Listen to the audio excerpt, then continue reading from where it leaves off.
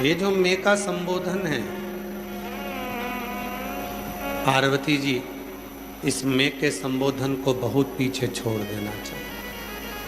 ये देखो, अरे पापा यार, नया नेम प्लेट, चारों का नाम लिखवाएं। इस मैं के संबोधन को बहुत पीछे छोड़ देना चाहिए। ये जो मैं का संबोधन है, यही जिंदगी को बर्बाद करने वाला।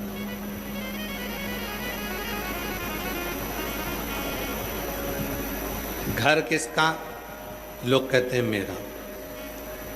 परिवार किसका? लोग कहते हैं मेरा। जमीन किसकी? लोग कहते हैं मेरी। ये किसी दूसरे पर निर्भर नहीं करेगा, निर्भर करेगा अपने आप पर।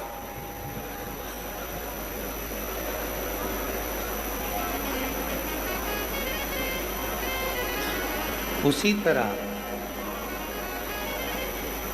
3.5 करोड़ रोम छिद्र का ये मानव का शरीर है, और ये 3.5 करोड़ रोम छिद्र वाला जो मानव का शरीर है, इस 3.5 करोड़ वाले रोम छिद्र वाले मानव के शरीर को आप भगवत भजन में लगाएं, स्मरण में लगाएं, परमार्थ में लगाएं, या फिर इसको गलत काम में लगाएं।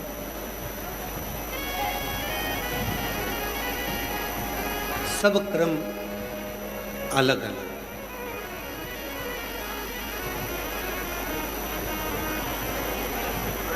जिसका बहुत पेट भरा हो, उसको आप गुलाब जामुन खिलाओगे तो अच्छी लगेगी उसको? नहीं। जिसका बहुत पेट भरा है, उसको आप भोजन कराओगे तो उसको अच्छा नहीं लगेगा। जिसका बहुत पेट भरा है, उसको आप गुलाब जामुन खिलाओगे तो उसको अच्छी नहीं लगेगी। पर कोई भूखा है,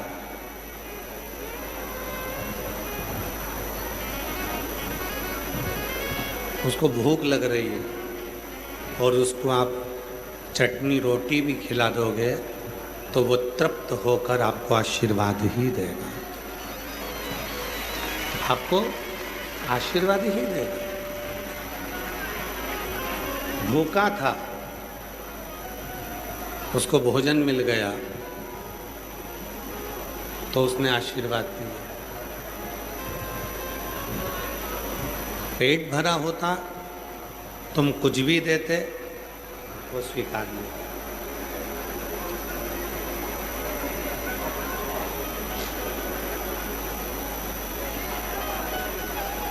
भूखा था, इसको नीचे कर दो, पूरा नीचे कर दो, पूरा बंद कर दे। हाँ, बंद कर दो। भूखा था,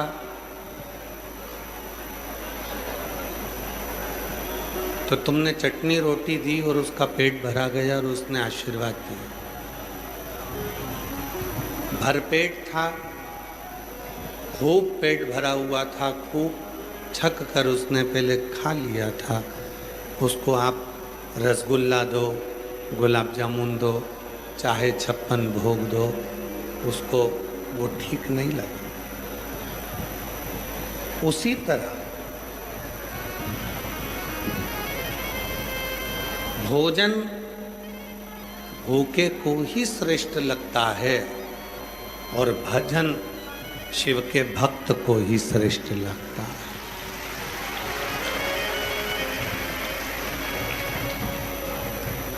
जो भगवान शंकर का उपासक है, भगवान शंकर की भक्ति को धारण करने वाला है, जो भगवान शंकर की अविरल भक्ति में रमने वाला है, जो भगवान शंकर की अविरल भक्ति को भजने वाला है, भोजन भूखे को और भजन जिसके हृदय में शिव भक्ति है उसी को श्रेष्ठ, उसी को।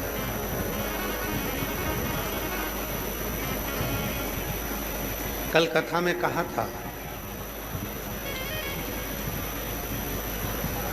3 शब्द हैं। एक शब्द है आप, दूसरा शब्द है हम, और तीसरा शब्द है मैं।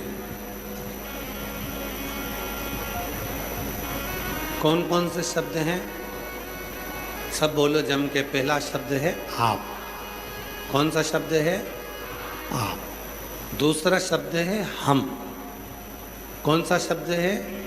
हम। और तीसरा शब्द कौन सा है? मैं। ये 3 शब्द हैं। भगवान देवाधिदेव महादेव ने माता पार्वती जी को श्री शैलम के पर्वत पर बैठकर एक बहुत सुंदर बात,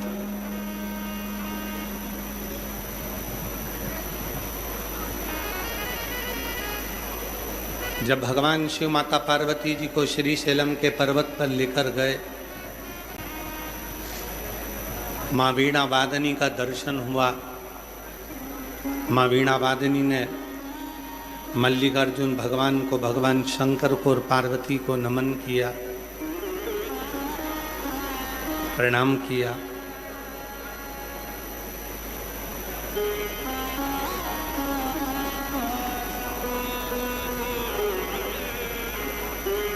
तो भगवान शिव ने माता सरस्वती के सामने अपनी धर्मपत्नी माता पार्वती जी को बहुत सुंदर एक उपदेश दिया।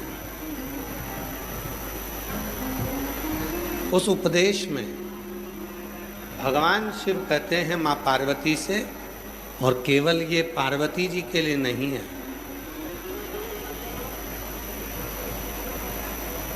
ये आप सभी के लिए, हम सभी के लिए ये पार्वती और शिव का संवाद है। जो भगवान शंकर पार्वती जी से कह रहे हैं, पार्वती,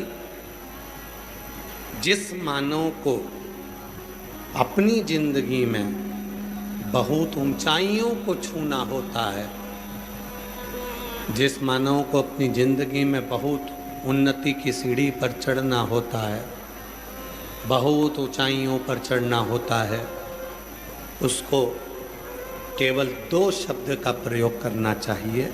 एक आप, दूसरा हम, और तीसरा शब्द है मैं।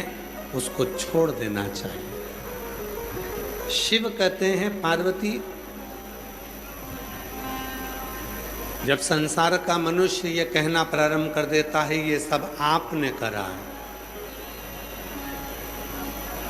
प्रभु आपकी कृपा से सब काम हो रहा है, भोले आपकी कृपा से सब काम हो रहा है। करते हो भोले बाबा, मेरा नाम हो रहा है।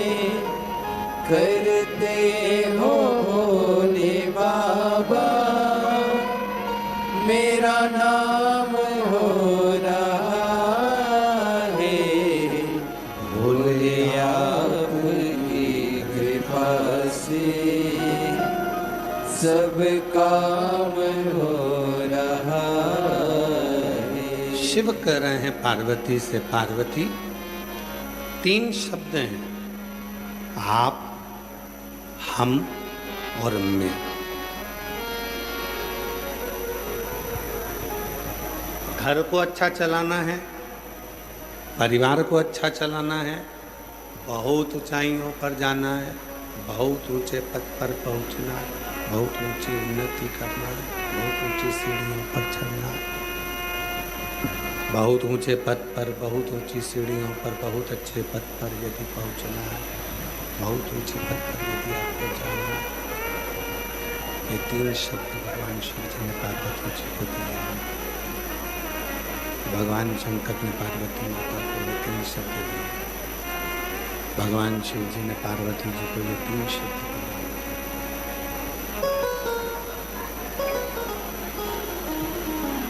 उन्नति पे चढ़ने के लिए, तरक्की करने के लिए भगवान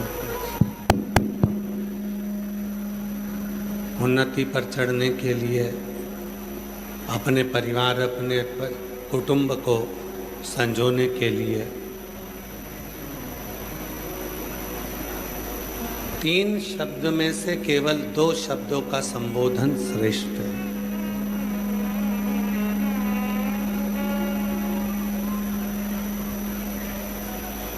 जो कुछ किया आपने किया।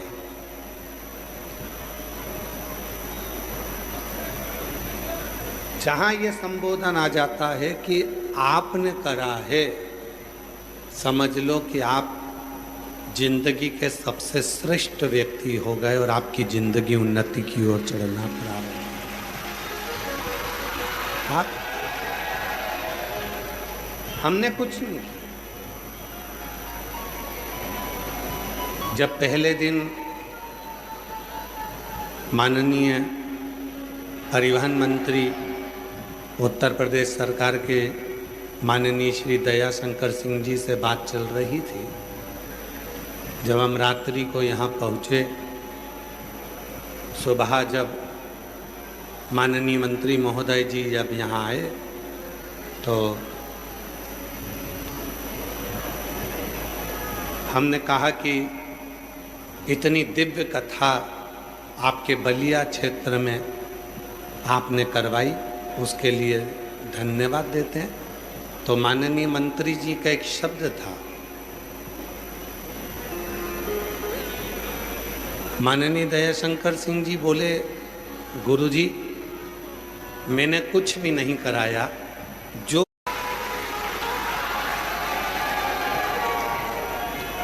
ये जिंदगी की एक श्रेष्ठता है,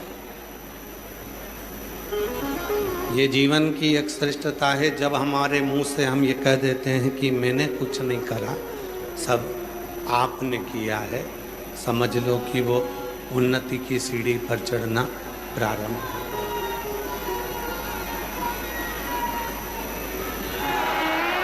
समझ लो कि वो उन्नति की सीढ़ी पर चढ़ना प्रारंभ हो गया। वो फिर नीचे नहीं जाएगा। दूसरा संबोधन है हम।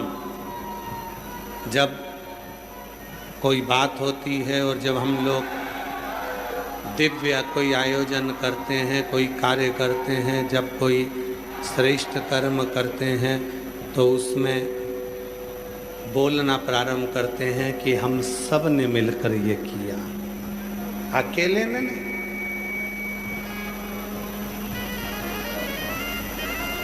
यहाँ मैं अकेला नहीं हूँ, यहाँ हम सब हैं। पहले किया आप, फिर किए हम। और जो मैं का संबोधन था कि मैंने कुछ किया है, तो वो संबोधन को शिव पार्वती जी से कहते हैं, हे पार्वती, ये जो मैं का संबोधन है, इस संबोधन को बहुत पीछे छोड़ देना चाहिए, बहुत पीछे। बाहर की आवाज खोल दो थोड़ी।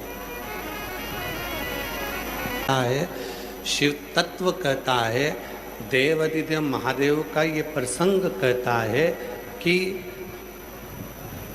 आपके मुख से तो केवल इतना निकलना चाहिए कि ये घर मेरा नहीं, परिवार मेरा नहीं, कुटुंब मेरा नहीं, ये सब मेरे भोलेनाथ का है, उसने दिया है, जो कुछ दिया है इस सब।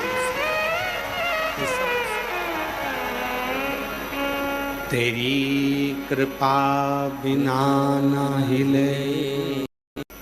तुम्हारे कथा के मध्य में शिवरात्रि पड़ रही है, पर ना जाने बलिया वालों ने कौन सा पुण्य करा।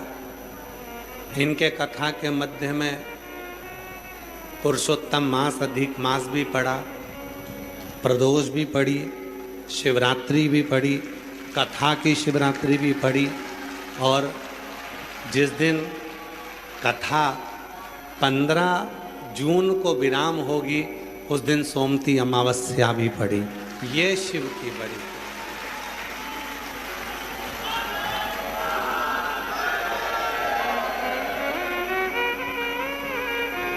अब सही कहे ना तो थोड़ा थोड़ा तुमको देख देख कर हमको भी जलन होने लगी है कि कौन सा पुण्य कर कर आए थे जो तुम प्रदोष भी तुम्हारी कथा में पढ़ा, शिवरात्रि भी तुम्हारी कथा में पढ़ी, कथा की शिवरात्रि भी तुम्हारी कथा में पढ़ी, और जिस दिन कथा का विराम हो उस दिन इस गंगा के पवित्र आनंदमय तट पर सोमवती अमावस्या भी पड़ गई, वो भी पुरुषोत्तम मास की। तो ये पुण्य बड़े प्रबल है, बड़े ये पुण्यता तुम्हारे जीवन को सुख प्रदान करती। एक बड़ा सुंदर प्रसंग है महाराज। एक नगर में एक विद्वान संत रहते थे। शिव महापुराण का ये बड़ा सुंदर प्रदोष का प्रसंग है। विद्वान संत रहते थे, बहुत विद्वान थे, शिव के परम भक्त भी थे, उपासक भी थे, भक्ति में लीन रहते थे, भगवत भजन में लीन रहते थे, स्मरण किया करते थे। और उसी नगर में सब अपनी अपनी व्यवस्थाओं के अनुसार कार्य करते थे। उसी नगर में एक लोहार भी रहता था, और वो लोहार उस नगर में रहता था, इस नगर में संत रहता था। उसी नगर में वो लोहार रहता था, जिस नगर में संत रहता था।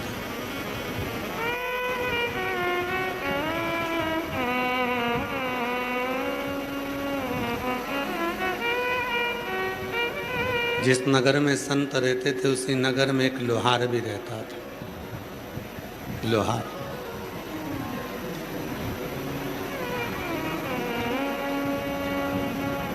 संत अपना कार्य करते थे, भगवत भजन। लोहार अपना कार्य करता था, लोहे को कूटना।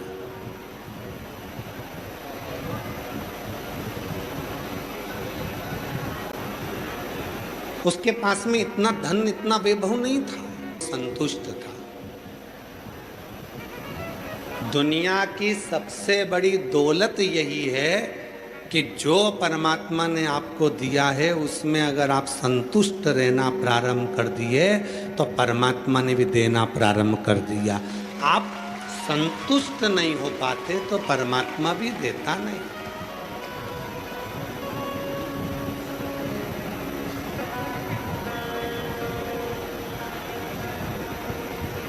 भंडारे में भोजन करने जाओ,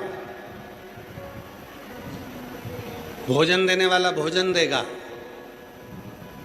पूछने वाले आपसे पूछेंगे माइक लगा लगा कर, भोजन कैसा बना। पहले तो आपको स्मरण करना है कि हम भोजन करने के लिए नहीं आए। ये 7 दिन तक जो शिव महापुराण की कथा हो रही है, 7 दिन मेरा भोले बाबा कैलाश और काशी को छोड़कर हमारी बलिया में आया हुआ है, हम उसकी प्रसाद को पाने के लिए। हम प्रसाद पाने आए, भोजन नहीं है। होटल पर खाते तो भोजन था, घर पर खाते तो भोजन था, ढाबे पर खाते तो भोजन था, रिश्तेदार के घर में खाते तो भोजन था, बाजार में खरीद कर खाते तो भोजन था। पर तुमने दोनों हाथ आगे कर कर जो पत्तल में थाली में लिया, जो तुमने कहा प्रसाद दे दीजिए, वो प्रसाद लिया। और वो प्रसाद और भोजन में अंतर है। प्रसाद और भोजन, भोजन शरीर में एनर्जी देगा, ऊर्जा देगा, और प्रसाद हमारे शरीर में जितने भी अवगुण हैं, हमारे शरीर में जितने भी रोग हैं, हमारे शरीर में जितने भी दुख हैं, वो धीरे धीरे निकाल देगा। भोजन में और प्रसाद में अंतर, भोजन और प्रसाद में दोनों में अंतर, दोनों।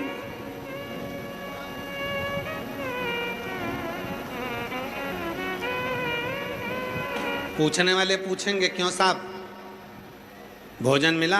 हाँ। कुछ कमी है क्या? नहीं साहब। ये तो मेरे शंकर का प्रसाद है, कोई कमी?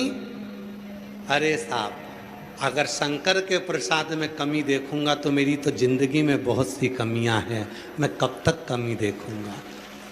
मुझे तो प्रसाद चाहिए।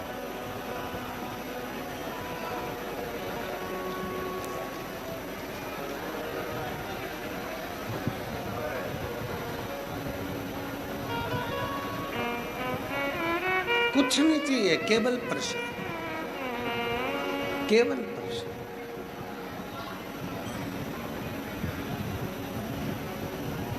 कल एक बहन जी ने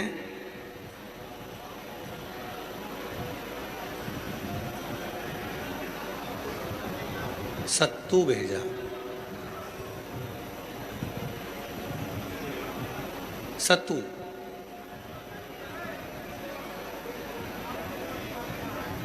सत्तू जानते हो ना? एक बहन जी ने सत्तू भेजा और नीचे उसमें एक पन्नी में चिपका दिया, कल कथा में बताना कैसा लगा। कल हम जब यहाँ से गए, सत्तू गाड़ी में रखा था, तो हमने विकास जी से कहा कि वो सत्तू निकालो और भंडारी को बोलो कि भंडारी उसको घोल कर शक्कर डालकर ला कर दे। भगवान को भोग लगाया, भोलेनाथ जी को पवाया और वो सत्तू हमने खाया, बड़ा स्वादिष्ट था, अच्छा था। तो बड़ी प्रसन्नता हुई जानकर कि कम से कम हमारे बलिया के लोग सत्तू से भी तो प्रेम करते हैं, कम से कम सत्तू का भी तो एक आनंद हमारे बलिया में होता है, इसका भी तो एक क्रम हमको प्रसन्न आया।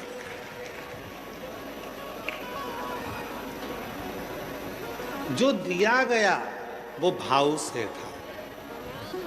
जैसे आपके पास में कई लोग पूछने के लिए आएंगे, क्यों साहब बहुत तेज गर्मी पड़ रही है, क्या व्यवस्था में कमी है, बताओ यहाँ क्या कमी रह गई, बोलो क्या कमी है। लोग माइक ले लेकर पूछेंगे, पर जो शंकर का भक्त होता है, जो शिव का उपासक होता है, वो अपने मुख से एक ही बात कहता है, साहब कोई कमी नहीं है, मेरा भोले बाबा मेरे नगर में आ गया, इससे बढ़कर कुछ नहीं चाहिए। जो आया बस शिव।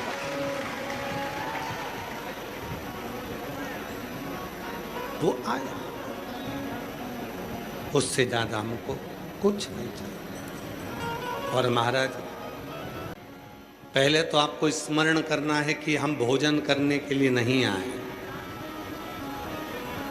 ये 7 दिन तक जो शिव महापुराण की कथा हो रही है, 7 दिन मेरा भोले बाबा कैलाश और काशी को छोड़कर हमारी बलिया में आया हुआ है, हम उसकी प्रसाद को पाने के लिए, हम प्रसाद पाने आए, भोजन नहीं है। होटल पर खाते तो भोजन था, घर पर खाते तो भोजन था, ढाबे पर खाते तो भोजन था, रिश्तेदार के घर में खाते तो भोजन था, बाजार में खरीद कर खाते तो भोजन था। पर तुमने दोनों हाथ आगे कर कर जो पत्तल में थाली में लिया, जो तुमने कहा प्रसाद दे दीजिए, वो प्रसाद लिया। और वो प्रसाद और भोजन में अंतर है। प्रसाद और भोजन, भोजन शरीर में एनर्जी देगा, ऊर्जा देगा, और प्रसाद हमारे शरीर में जितने भी अवगुण हैं, हमारे शरीर में जितने भी रोग हैं, हमारे शरीर में जितने भी दुख हैं, वो धीरे धीरे निकाल देगा। भोजन में और प्रसाद में अंतर है। भोजन और प्रसाद में दोनों में अंतर, दोनों।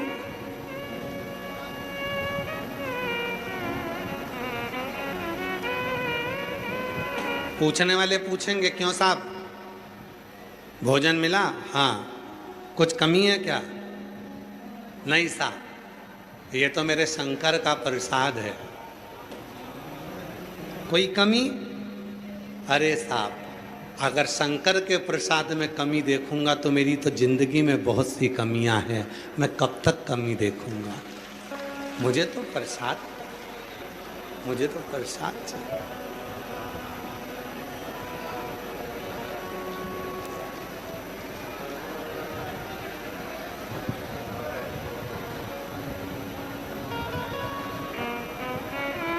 कुछ नहीं चाहिए, केवल प्रसाद, केवल प्रसाद।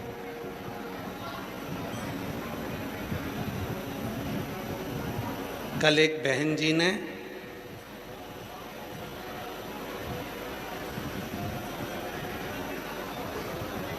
सत्तू भेजा। सत्तू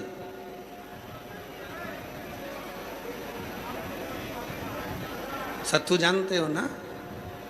एक बहन जी ने सत्तू भेजा और नीचे उसमें एक पन्नी में चिपका दिया। कल कथा में बताना कैसा लगा।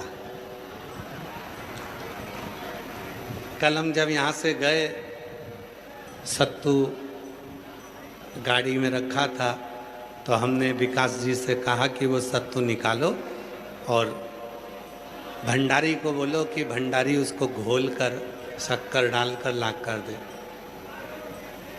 भगवान को भोग लगाया, भोलेनाथ जी को पवाया और वो सत्तू हमने खाया।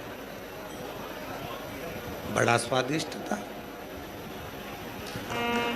अच्छा था। तो बड़ी प्रसन्नता हुई जानकर कि कम से कम हमारे बलिया के लोग सत्तू से भी तो प्रेम करते हैं। कम से कम सत्तू का भी तो एक आनंद हमारे बलिया में होता है। इसका भी तो एक क्रम हमको प्रसन्न आया।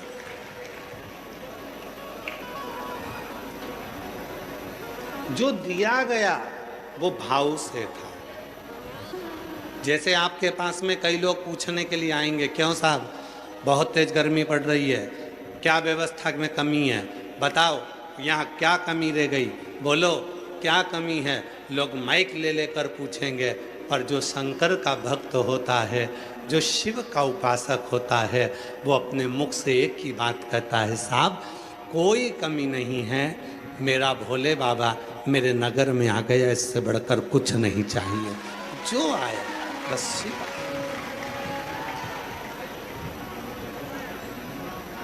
वो आया, उससे ज्यादा हमको कुछ नहीं चाहिए। और महाराज, किस्मत वालों को जो बाबा की कृपा से ये कथा मिली। एक लोहार रहता है, एक विद्वान संत भी रहता है। लोहार अपना काम करता है, विद्वान संत अपना काम करता है। लोहार के पास में कुछ ज्यादा नहीं है।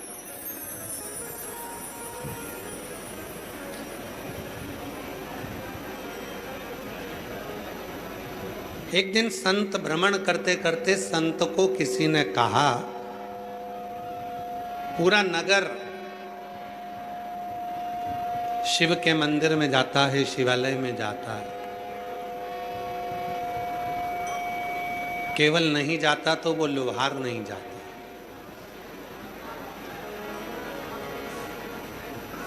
लोहार नहीं जाता? नहीं। पहुंच गए, संत लोहार के पास में गए, भैया तो क्या शिव के मंदिर नहीं जाता? जाता हूं कभी कभी।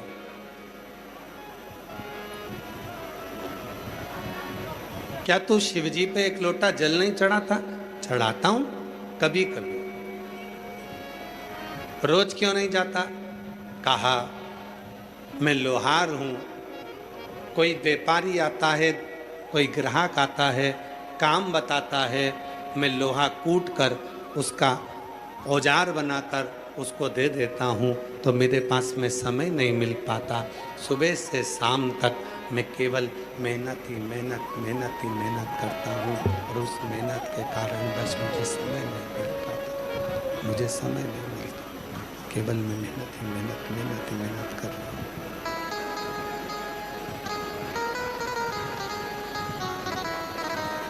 मैं केवल मेहनत ही मेहनत, मेहनत ही मेहनत कर रहा हूं। जाता हूं, ऐसा नहीं कि मैं नहीं जाता। मैं कभी कभी भगवान शंकर के मंदिर में जाता हूं, मैं कभी कभी भगवान शिव के मंदिर जाता हूं, मैं कभी कभी भगवान के शिवालय पहुंच जाता हूं। संत ने समझाया, संत ने कहा, संत बोल भाई ज्यादा समय नहीं, 2 क्षण के लिए शिव के मंदिर जाया। सावधानी से सुनना, आज प्रदोष के दिन भगवान शिव की ये प्रदोष की कथा है। बड़ा कुछ देर के लिए मैं शिव के मंदिर जाता हूं। संत ने कहा रोज जाया करो, ठीक है,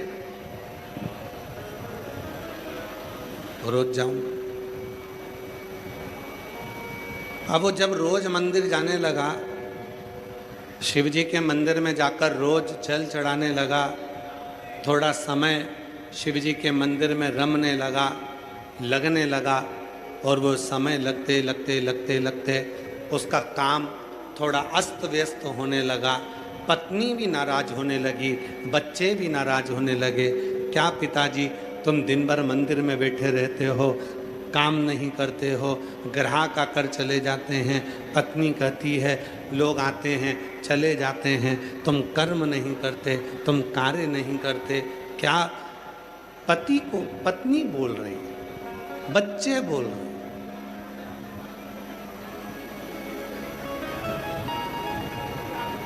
और शिवपुराण क्या कहती है?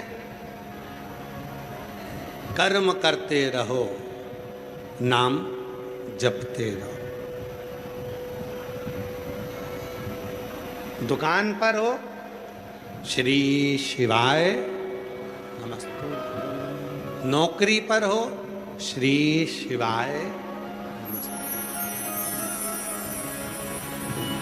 भोजन बना रहे हो, श्री शिवाय नमस्ते। कर्म करते,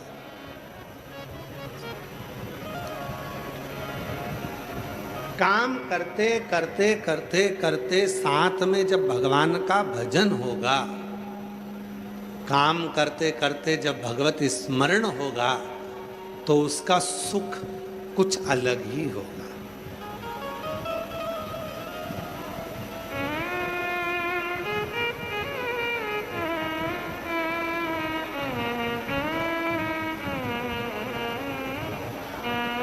पक्षी को देखा है आप लोगों ने? एक पतली सी डाली को पकड़कर पक्षी अपने पांव से पतली सी डाली को पकड़कर रात भर सोता है। बहुत मोटी सी डाली पर पक्षी नहीं होता।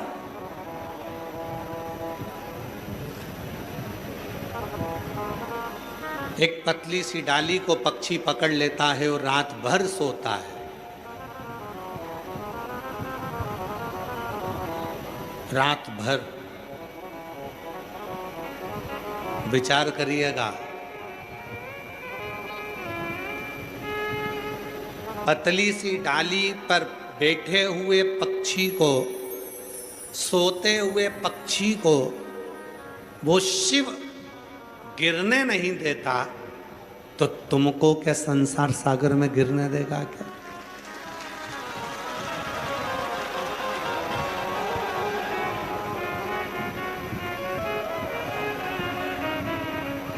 पक्षी पतली सी डाली को पकड़कर रात भर सोता है, पर वो पक्षी को गिरने नहीं देता।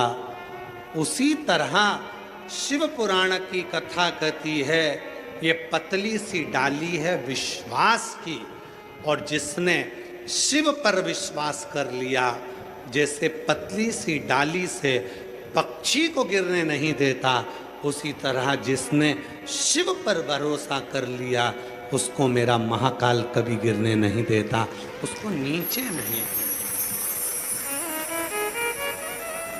उसको गिरने नहीं देगा।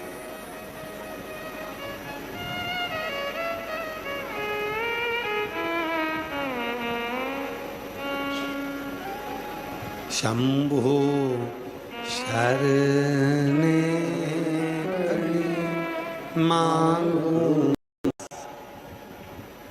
और विश्वास बहुत बहुत पतला सा होता है, बहुत पतली डाली की तरह होता है।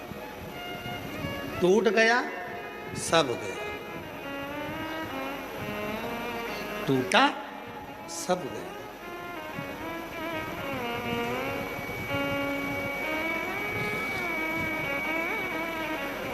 सब कुछ टूटे पर भरोसा ना टूटे।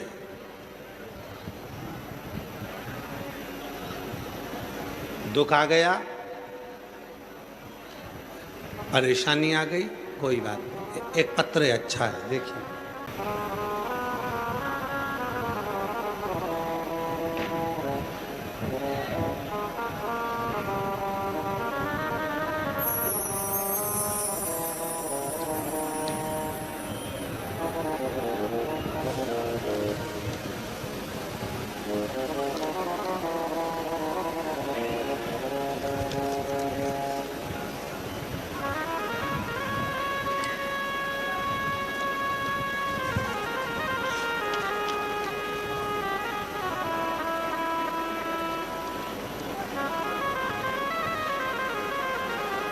अलका राय कहीं बैठी हो।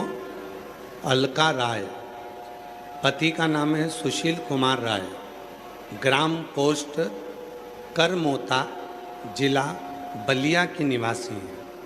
कहीं बैठी हो तो हाथ हिला सकती हैं, और अगर बैठी हो तो आ सकती हैं। मेरी शादी जून 2007 में हुई थी।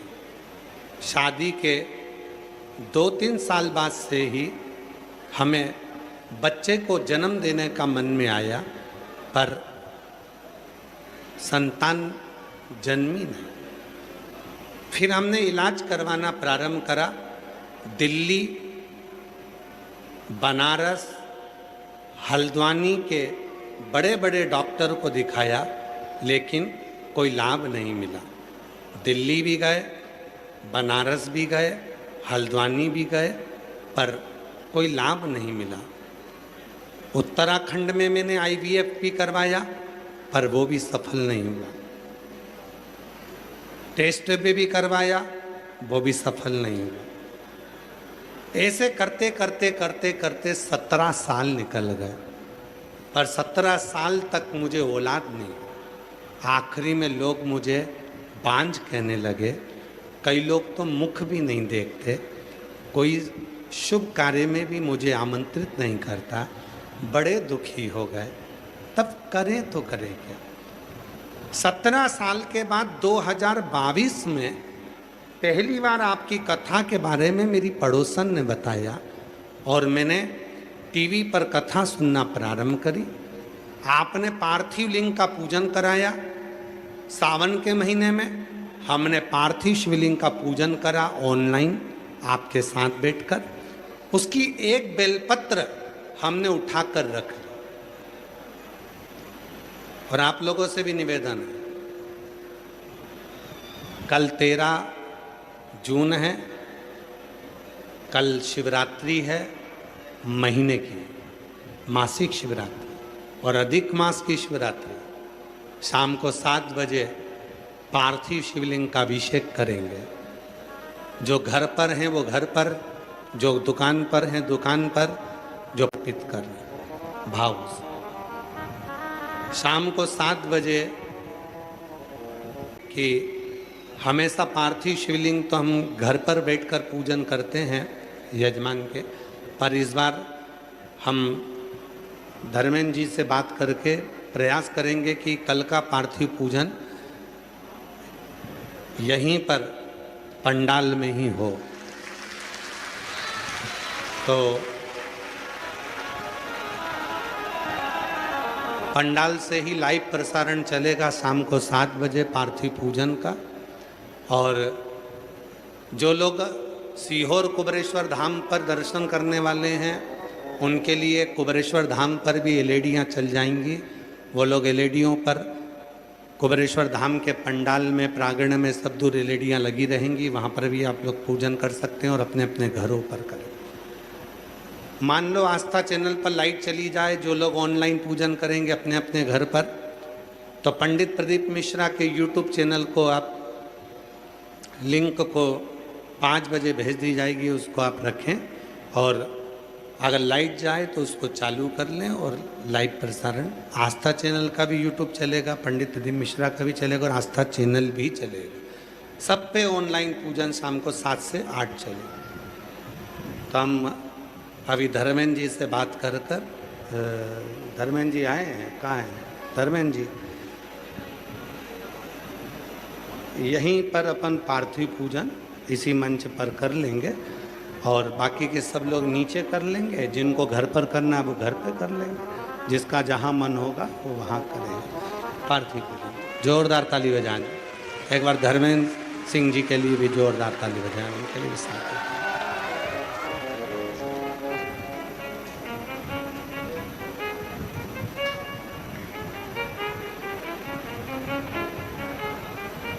धर्मेंद्र सिंह जी लगता ही नहीं है कि आप किसी मंत्री जी के भाई हैं। ये सरलता है आपकी, सबको ऊपर बिठाकर आप जमीन पर बैठे हैं, उसके लिए आपको साधुता देते हैं। एक बार जोरदार ताली बजाएं। साधु, उसके लिए साधुता है आपको। ये शिव की कृपा है, उदारता है, साधुता। ऐसा ही सरल स्वभाव शिव की कृपा से मिलता है। एक बार जोरदार ताली बजाएं श्री धर्मेंद्र सिंह जी के लिए भी साधु। तो पत्र में बहन लिख रही है, अलका राय, पति का नाम है सुशील कुमार राय, ग्राम पोस्ट करमोता, जिला बलिया के निवासी हैं। 17 साल तक मेरे यहाँ औलाद नहीं हुई, तब किसी बहन के कहने पर मैंने टीवी पर कथा सुनी। पार्थिव शिवलिंग का पूजन सावन के महीने में करा, उसकी एक बेलपत्र उठाकर रख ली। जितने बेटा बेटी कल पार्थिव का पूजन करें अपने घरों पर या कहीं पर भी बैठकर, उनसे निवेदन है, जो आपको 11 चावल के दाने चढ़ाने का बोला है, बेलपत्र चढ़ाने का बोला है, जब अपन चढ़ाएंगे आरती होने के बाद अपनी कामना कर कर उसमें से एक चावल का दाना और एक बेलपत्र उठाकर रख लेंगे। जब सावन के महीने की पार्थिव पूजन होगी, मुझे विश्वास है कि जब तक आपका कार्य सफल हो जाए। शिव कृपा, शिव कृपा। तो कहा कि हमने पार्थिव पूजन करी, फिर हमने शिव जी की कथा के सुनकर 1 लोटा जल चढ़ाना प्रारंभ करा, सफ़ेद आंकड़े की जड़ का प्रयोग करा और बाबा की ऐसी कृपा हुई गुरुदेव, 17 वर्ष के बाद मुझे जून के महीने में 2023 में संतान की प्राप्ति हो गई। मैं बाबा को प्रणाम करने के लिए, बाबा को नमन करने। और ऐसा ही एक पत्र और है, बड़ा सुंदर है, देखिए। सोनी देवी, पति का नाम पुष्कल सोनी, बड़का गांव, जिला भोजपुर, बिहार की रहने वाली हो। कहीं बैठी हों तो हाथ हिला सकती हैं और अगर आई हों तो बेलपत्र लेने के लिए आ सकती हैं। सोनी देवी, पति का नाम पुष्कल सोनी, बड़का गांव, जिला भोजपुर, बिहार की रहने वाली। गुरुदेव, मेरी शादी को 12 वर्ष हो चुके थे, फिर भी मेरी कोई संतान नहीं थी। मैंने डॉक्टरों को कई बार दिखाया पर उससे भी कोई फायदा ना हुआ। अंत में मैं निराश होकर घर बैठ गई। फिर मेरी माँ ने बताया कि तुम टीवी पर पंडित प्रदीप जी मिश्रा की कथा सुनो। फिर मैंने आपकी कथा सुनना प्रारंभ किया। आपकी बताई हुई एक लोटा जल मैं महादेव को चढ़ाने लगी। फिर मैंने गुरुजी आपकी कथा वाराणसी में पंडाल में बैठकर सुनी। उसी पंडाल की मिट्टी को मैं लेकर आ गई, अपने गर्भ पर लगाना प्रारंभ कर दिया और पशुपति व्रत करना प्रारंभ करा। बाबा की कृपा से 12 वर्ष के बाद 20/1/2024 26 को बाबा की कृपा से मुझे जुड़मा 2 बेटों ने जन्म लिया।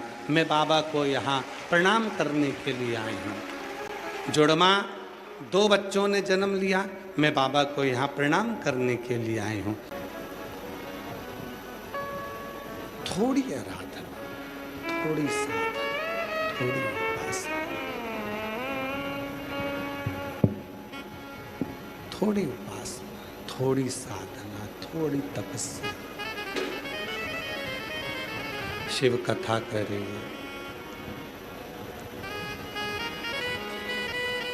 संत ने लोहार से कहा, प्रतिदिन शिवालय जाया करो। लोहार रोज जाने लगा, पर थोड़ा समय लगने लगा।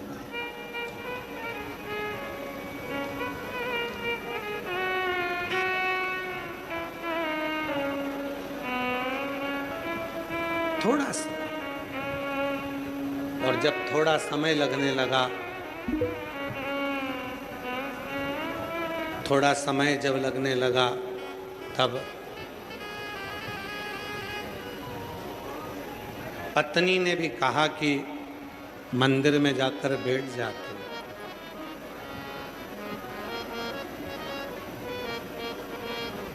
बच्चों ने भी कहा कि मंदिर में जाकर बैठ जाते हो, ग्राहक आते हैं, व्यापारी आते हैं।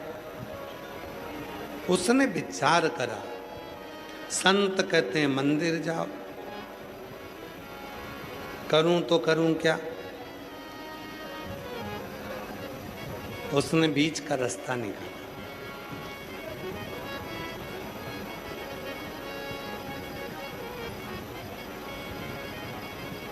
शिव महापुराण का सबसे बीच का रास्ता लोहार ने निकाला। रोज मंदिर जाता है, नंदी के कान में कुछ कहकर वापिस आ जाता है।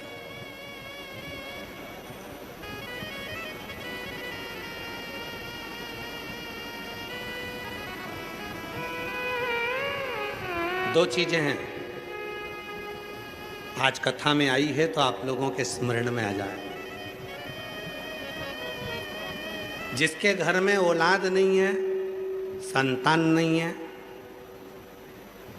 जो बहुत बीमारी से ग्रसित है, बहुत बड़ी बड़ी बीमारियां हैं, रोग हैं, तकलीफ है,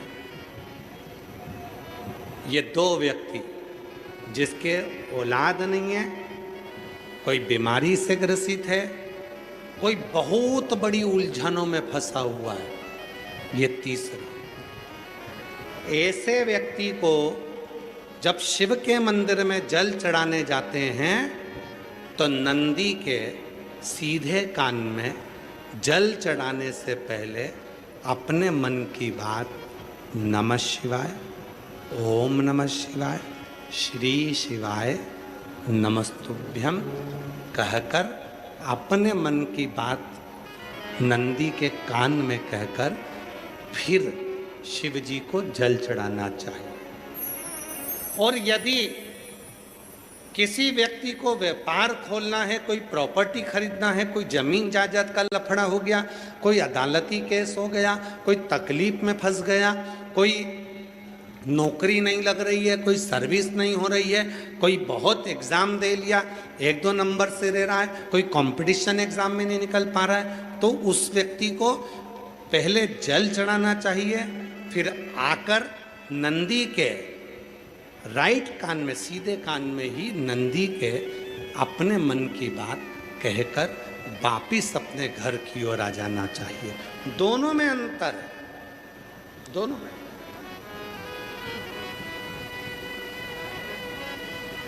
जैसे किसी नारी के गर्भाशय में अगर गठान हो जाती है, शरीर में किसी भी स्थान पर गांठ हो गई, कहीं चेस्ट पर गांठ हो गई, छाती में गांठ हो गई, उदर में हो गई, बच्चादानी में गांठ हो गई, या किसी पुरुष के किसी शरीर में गांठ हो गई, तो उसको क्या करना चाहिए?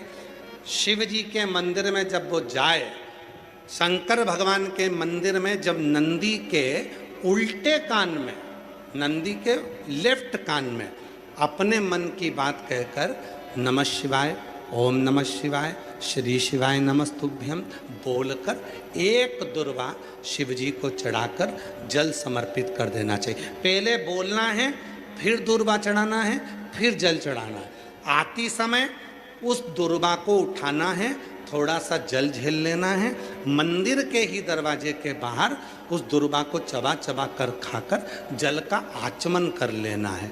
लगभग 1.5 महीने कर देखो, उसके बाद जांच कराओ, आपकी गठान गल चुकी होगी, समाप्त हो रही होगी, वो गांठ अपने आप समाप्त।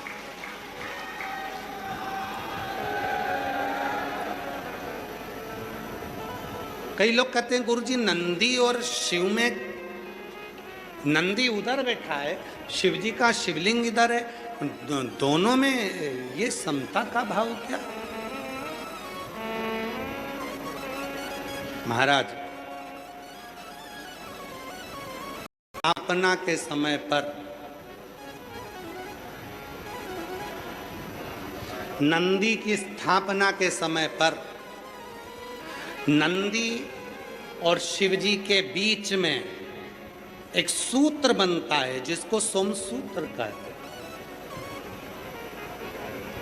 वो पत्थर में दब जाता है, उसको लोग ऊपर से टाइल्स पत्थर लगा देते हैं, एक तार जाता है। वो सूत्र नंदी के जो एक चरण है, आप लोग दर्शन करें ना नंदी का, अरे बोलो तो जम के, नंदी का एक चरण जो ऊपर उठा हुआ होता है, बाकी के चरण नंदी के सब नीचे की ओर जाते हैं, पर नंदी का जो एक चरण ऊपर की ओर उठा होता है, सोम सूत्र वहीं से शिवलिंग के पास तक जाता है। जब स्थापना होती है तब, अब वो सोम सूत्र जो गया है, जो ये सूत्र गया है नंदी के पांव के पास में से, जब हम नंदी को अपने मन का भाव कहते हैं तो नंदी का वो सोम सूत्र के माध्यम से वो शब्द शंकर के मूल केंद्र बिंदु पर चले जाता है और शिव जी हमारे दुख को मिटाना प्रारंभ कर देते हैं, हमारी तकलीफों को मिटाना प्रारंभ कर देते हैं। बाबा ये कोई नहीं चल रहा है, सब बंद कर दे।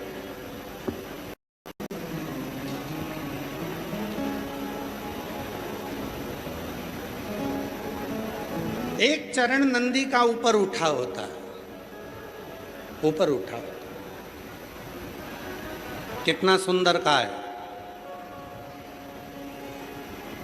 कोई व्यक्ति व्यसन में डूबने लगा, अपना लड़का, अपना बेटा, जिसको आप मदिरा के नशे में देखना नहीं चाहते, अपना बेटा, अपना बच्चा जिसको आप व्यसन में नहीं देखना चाहते हो, और सूचना मिल रही है कि वो व्यसन कर रहा है, नशा कर रहा है, के परेशान हो गए, नशा मुक्ति केंद्र में छोड़कर आ गए, वो नशा छोड़ने को ही तैयार नहीं है। तब नंदी का जो पैर उठा हुआ होता है, उसी पैर के पास में एक छोटी सी कटोरी में जल रखा जाता है, छोटी सी कटोरी में जल, उसमें एक बेलपत्र डाल दिया जाता है।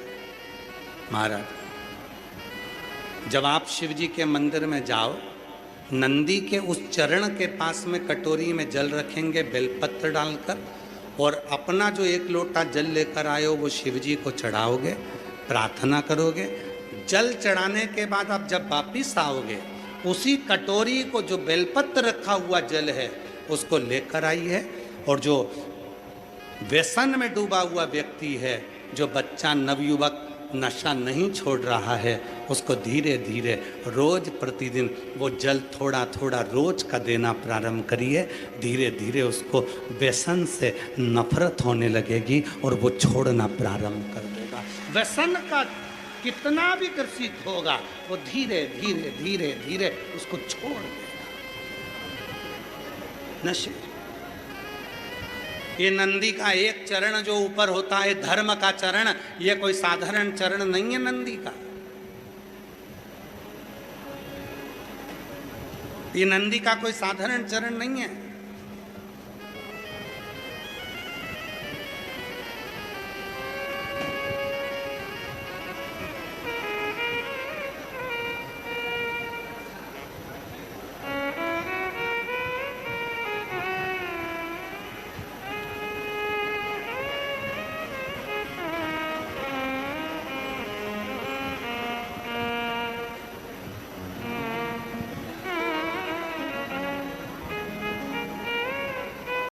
इतना टेंशन। बैठ जाओ नंदी के पास में, जो चरण उठा हुआ है उसी के पास में बैठ जाओ, नंदी के बिल्कुल बाजू पास। कुछ देर ओम का नाद करना प्रारंभ करिए।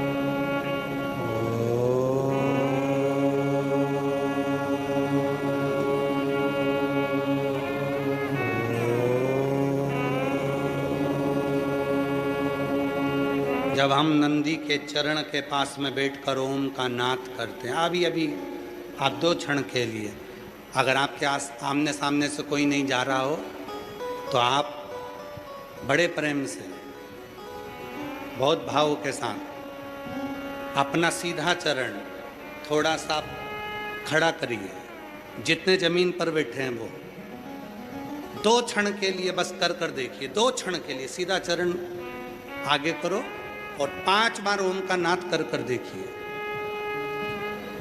कमर दुख रही है, पीठ दुख रही है, सिर दुख रहा है, डिप्रेशन हो रहा है, टेंशन है, 5 बार ओम का उच्चारण करना है आपको। केवल चरण आप इस तरह से इसको चरण को रख लो, बस केवल इस चरण को खड़ा करो और साथ में ओम का लंबा नाद करेंगे। सब साथ में बोलेंगे, सबके मुख से शब्द निकलना चाहिए और अच्छा लंबा स्वर निकलना चाहिए, अच्छी आवाज निकलना चाहिए, एकदम गुप्त चुप रहकर नहीं, लंबा स्वर।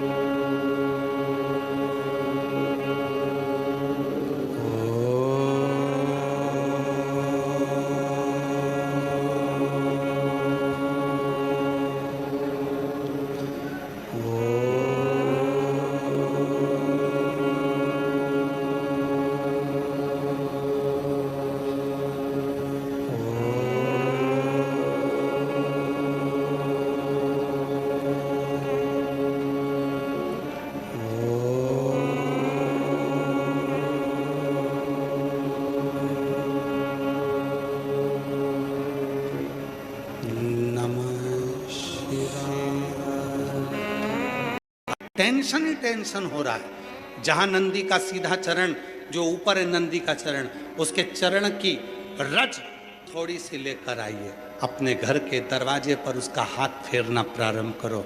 धीरे धीरे धीरे धीरे शांति महसूस। नंदी और शिवलिंग के बीच में एक सोमसूत्र होता है, वो सूत्र बंधे होने से नंदी से करी गई प्रार्थना शिव क्षण भर में सुन देते हैं और हमारे दुखों को समाप्त करना प्रारंभ।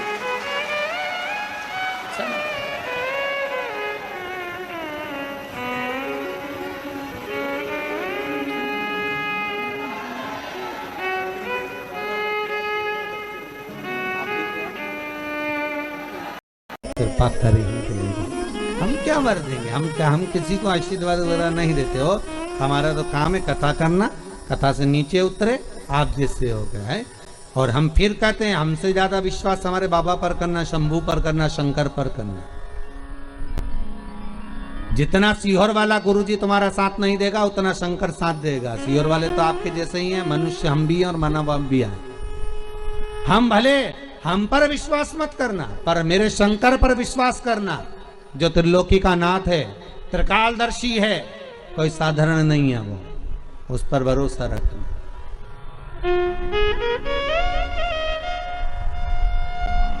हम क्या दे, वरुण और मित्र आशीर्वाद दे रहे हैं तो शिलात को दे रहे हैं, और शिलात की आंखों से आंसू बह रहा है कि आशीर्वाद मिलना था मेरे पुत्र नंदी को और आशीर्वाद मिल रहा है शिलात को। शिलात कर रहे हैं मुझे वर मत दीजिए, अगर आशीर्वाद देना है तो नंदी को दीजिए।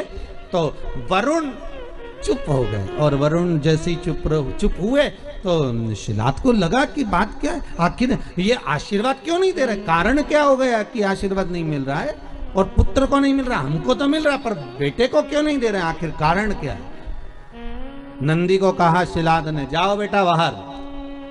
नंदी जैसे बाहर गए, और बाहर जाते से ही उसी समय पर शिलाद ने वरुण के चरण पकड़कर कहा, ये बताओ कि आपने जिसने सेवा करी उसको आशीर्वाद क्यों नहीं दिया। तो मुख से निकल गया, हमने आशीर्वाद इसलिए नहीं दिया क्योंकि इस नंदी की उम्र कम है, हम इसको आयुष्मान होने का आशीर्वाद कैसे दे सकते हैं। नंदी की आयु कम है। शिलाद ने कहा इसका कोई उपाय। वरुण तो कह दिए कि नंदी की उम्र कम है, पर वरुण के साथ जो मित्र आया था उसने कह दिया उसका एक उपाय है, अगर तुम्हारा पुत्र नंदी शंकर की आराधना में लग जाए, शिव की उपासना में लग जाए, शंकर को रिझाने में लग जाए, दुनिया में एक ही है जो उम्र बढ़ा सकता है। कौन भाई? उम्र बढ़ाने का आशीर्वाद भी वो ही दे सकता है जिसकी उम्र का ठिकाना नहीं हो। सही है कि गलत है? अरे बोलो तो सही है ना। जिसकी उम्र का ठिकाना ही नहीं वो दे सकता है। तुम्हारे पास में इतना सारा काजू रखा होगा तो आप काजू भर कर दे दोगे, आपके पास में बादाम ढेर सारी रखी होगी तो बादाम भर कर दे दोगे, आपके पास में गुड़ बहुत सारा रखा होगा तो आप दान में गुड़ दे दोगे, आपके पास में चावल ज्यादा होगा तो आप चावल दे दोगे, आपके पास में गेहूं होगा तो गेहूं दे दोगे, आपके पास में कपड़ा होगा तो आप कपड़ा दे दोगे। बोलो सही है कि गलत है? जो चीज आपके पास में होगी वो आप निकाल कर दे दोगे। आपकी जेब में, कई लोगों की जेब में वो रखते हो मलने का और कतरने का, तो वो जो 4-5 लोग मिले तो उसने निकाल के दे दिया, लो साहब पाओ साहब। और जो शौकीन होगा वो उठाकर उसमें मलने बैठ गया, वो भी लगे। तो जो तुम्हारे पास में होगा तुम वो दोगे।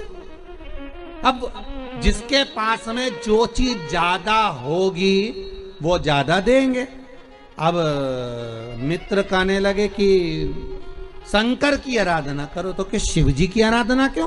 तो शिलाद ने पूछा, तो मित्र कहने लगे कारण ये है कि उम्र वो ही बढ़ा सकता है जिसकी उम्र का ठिकाना ही नहीं है। सारे देवी देवता में एक ही देव है, कौन? जम के बोलिए, देव अधिदेव महादेव, जिनकी उम्र का ठिकाना नहीं है। अभी ईमानदारी से बोलो, 51 शादी तो पहले कर चुके। पार्वती के साथ जो शंकर जी की शादी हुई है वो 52 नंबर की, 52 नंबर की। अब 52 भी जिसकी शादी हुई हो तो उम्र कितनी होगी जरा हिसाब लगा लो रे भाई।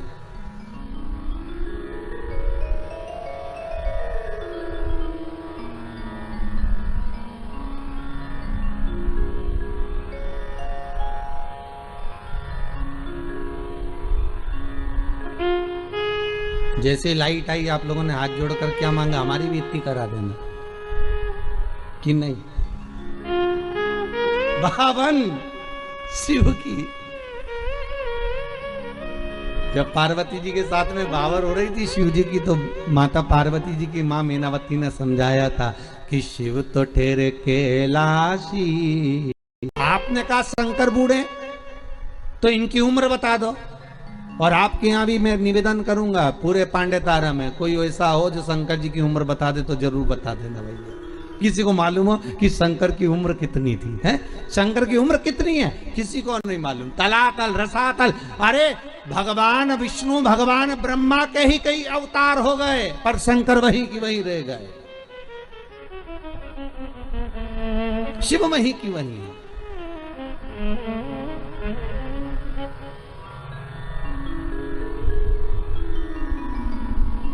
जानना कठिन है महाराज।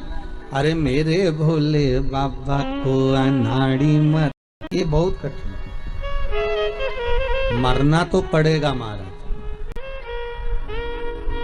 मृत्यु निश्चित है और प्राण तो छूटेंगे। आपको पहले भी कहा, बादाम खाओगे तो भी मरोगे, नी खाओगे तो भी मरोगे, रोटी खाओगे तो भी मरोगे, नी खाओगे तो भी मरोगे, कथा सुनोगे, अरे जम के तो बोलो, तो भी मरोगे, नी सुनोगे तो भी मरोगे। ठीक है। ब्यूटी पार्लर जाओगे तो भी मरोगे, नी जाओगे तो भी मरोगे। सीधी बात है, जो है वो है।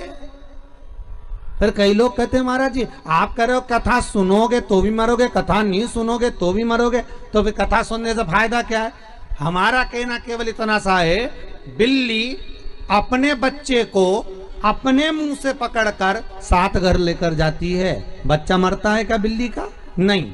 बिल्ली अपने मुख से चूहे को पकड़ती है, चूहा बचता है क्या? नहीं। उसी तरह अगर तुमने कथा सुन ली, भगवान का भजन कर लिया, नाम जाप कर लिया, नाम स्मरण कर लिया, नाम संकीर्तन कर लिया, शिव की आराधना कर ली, तो बिल्ली जैसे काल के मुंह में जाओगे तो सही, पर बिल्ली के बच्चे जैसे बचकर बाहर निकल जाओगे। और अगर भजन नहीं करा तो मरोगे तो, पर चूहे जैसे लहूलुहान हो जाओगे। कथा का बस यही फल, स्मरण का केवल यही फल है।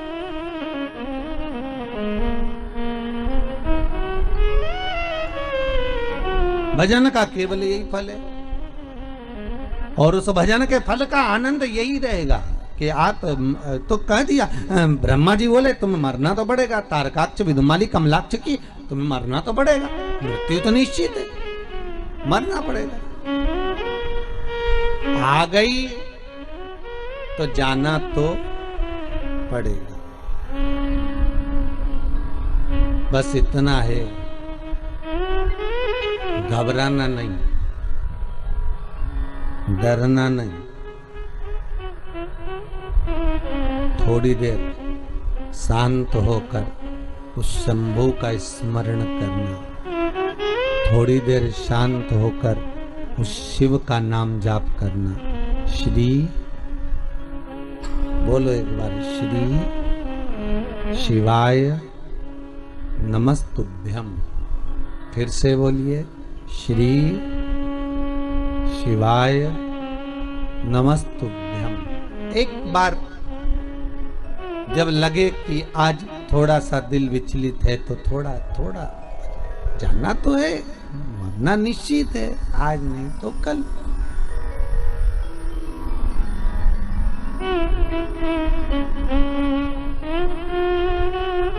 निश्चितता है मृत्यु की। बस भजन करते हुए, कीर्तन करते हुए, नाम स्मरण करते हुए जाएं तो एक आनंद की अनुभूति होगी, आनंद की अनुभूति। शिव कथा कर रही है, शंकर का अनुमोदन कर रहा है, शिव महापुराण की कथा वर्णन कर रही है। हे तारकाक्ष, हे कमलाक्ष की, मरना है।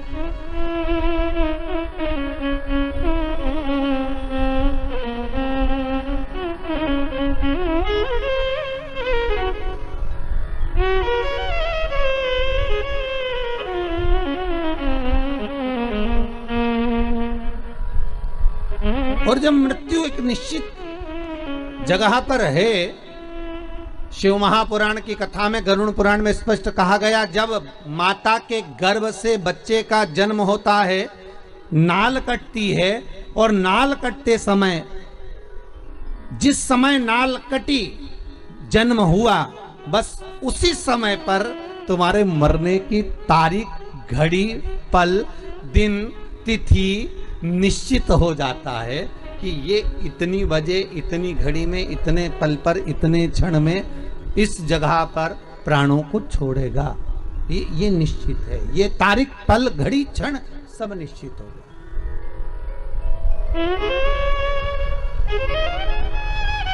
निश्चितता बन कि अब इसको जाना है, और उसकी निश्चितता, वो घड़ी, वो पल, वो क्षण निश्चित है, उसका आएगा।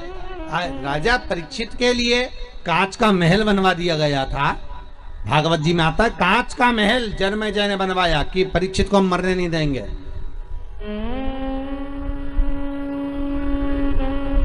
भूख लगी, अनार का रस गिलास में भर कर जा रहा था। अनार भी नहीं भेजे कि अनार में अगर तक्षक नाक चले गया तो नहीं भेजे, अनार का रस भेजा, कपड़े से छान छान कर भेजा।